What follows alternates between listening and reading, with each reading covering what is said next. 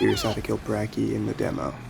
First, you're going to need the Gypseros. I don't know if I'm saying that right. You're going to need his hammer. This is essential. Then you're going to need Namiel armor. I don't know if it's possible without it, but it could be. I don't know. This is just what I used. And as for the monsties I used a Topple, 3 purple Gypseros, and 1 water Palumu. The Topple could be switched out for a Dread Queen, and I think this Palumu can also be switched out for a Nursilla, a water Nursilla.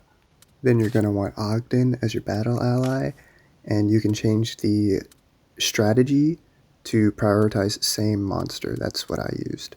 Now for the actual battle, the main strategy is to just keep the Brachy stun locked. So I start off with Palumu and use the egg skill surface break, which you get from the water element. And I got lucky here and I could do the standoff. But you're mainly going to be using the sweet spot move on your hammer because it does a lot of wyvern soul damage. And the reason I use that egg skill is because it decreases the wyvern soul defense on Brachy, so I can do even more wyvern soul damage. After the first turn, you're going to want to switch to one of your purple guys and use the tail stun move, and just make sure that you're always targeting the head. The reason we use the purple guy is because the tail stun move is always guaranteed to go first, and it can stun the Brachy, so he can't use a move. And even though I didn't get his wyvern soul all the way down here for the stagger, and I lost 2 hearts immediately, this is still the run that I won. So don't give up too easy.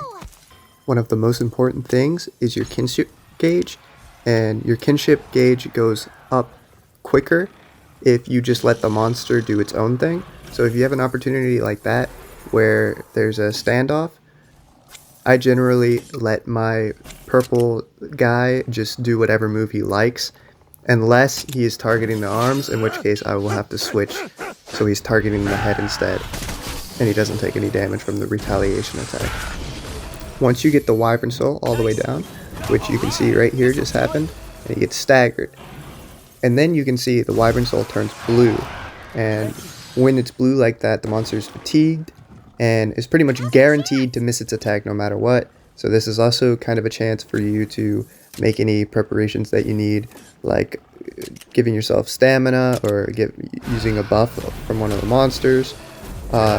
You also should just try to get it down as much as you can too, because after the next turn it will become red once again and you're at risk of getting hit. And here's a perfect example of him missing everyone because he's fatigued with the blue wyvern soul. When he's targeting your monster, you're going to need to switch to whichever monster will counter him. You know, technical beats speed, speed beats power, power beats technical. Brachy, when he's in his rage state, is speed, so you're going to need to switch to your technical monster, which in this case is my Palumu. Keep in mind, whenever you actually totally topple the monster, do not do the synchro rush ever. Do not do it, because this is once again another prime opportunity for you to do any buffs that you need, or just straight up dwindle down the wyvern soul, which is what I decided to do here because he has wyvern defense down large. You can check that by checking the status, which on PlayStation is by pressing R2. Very useful tool during this fight. You just keep dwindling down the wyvern soul and staggering and toppling as much as you can, and when your Monstie gets a full kinship gauge, which is what happens right after this turn, you're going to want to switch to another purple guy, so that way you're not wasting kinship charge on somebody that already has a full charge. And the reason we save these kinship attacks is because if there ever comes a time where you cannot get the wyvern soul all the way down and he's not fatigued, so he's guaranteed to hit you basically, and you're going to die, you can use the kinship attack in order to keep him from attacking. Even if you don't get the wyvern soul all the way down, a kinship attack cancels whatever attack he's going to be doing.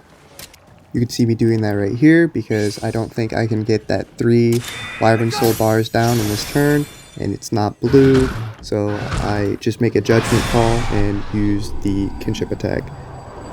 This kinship attack can also apply noxious poison, which, if you didn't notice by just watching this video already, is the entire source of damage essentially, because your main focus the entire time should be the wyvern soul and keeping yourself alive, while the poison will just keep getting his health down.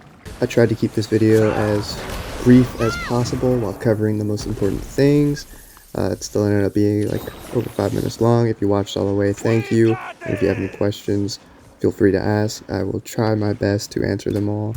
This fight takes a very long time and is definitely a skill check, and there's definitely luck involved. So it's very difficult.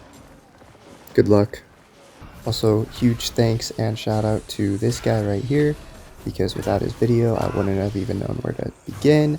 I would have kept trying to use the accuracy down strategy that was used with the Nursilla instead of the wyvern soul that is used for this fight. Let's fucking go. Jesus, that took forever. Oh, that teamwork!